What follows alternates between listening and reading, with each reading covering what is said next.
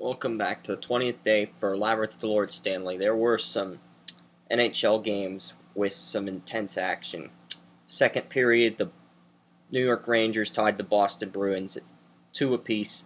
Boston scored 3 goals in the after the game was tied at 2.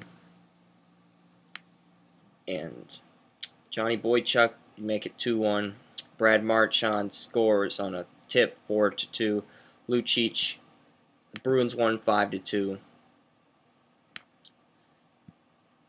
Pittsburgh Penguins versus Ottawa Senators. Late in the second period, Tyler Kennedy would score on a wrist shot, and he put the Penguins game up 1-0. It was a great defensive contest by both teams early in the game. You could tell that Ottawa was winning faceoffs and getting more hits in the game early, often in the first 2 periods of the contest. Pittsburgh had more shots on goal. Ottawa's PK stepped up and delivered early, but then Tyler Kennedy, he got that go-ahead goal, and you thought the Penguins were going to go ahead from there.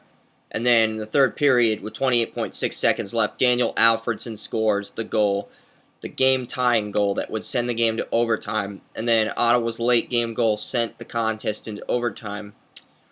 Early in the overtime, Ottawa pressured Vokoun by getting pressure on the goaltender constantly. There was puck control in the first overtime, and you saw this goaltenders duel between Thomas Vokoun and Craig Anderson. The resiliency, you just thought, Craig Anderson, he got benched in Game 2. How would he respond in Ottawa? Would the Senators go with the backup goalie for Game 3? They decided, you know what, Game 2 was a fluke. We're going to give Anderson one more chance. We're not going to do with Ottawa what the Penguins did with Fleury, because Anderson's too important to our team, and Corey Greening scores in double overtime in Game 3, and a goal like that in double overtime can change the momentum and the dynamic of the series. Even though you still have to like Pittsburgh to win this series logically, when a team comes together like this in an emotional state, it can be a turning point.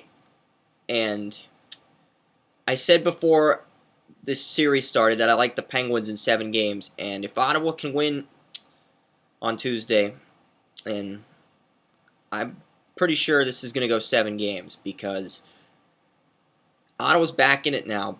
It's not the fact that they won the game, it's the way they won this game, and that says a lot about the Ottawa Senators moving forward. There will be some Game 4 action tonight. I'm pretty sure the Kings play the Sharks, and we get Blackhawks versus Red Wings Game 3. This is Chris Ransom of Draft Utopia. Good morning, everybody. Good morning, good afternoon, good evening, and good night, as Jim Carrey would say in The Truman Show. Bye-bye.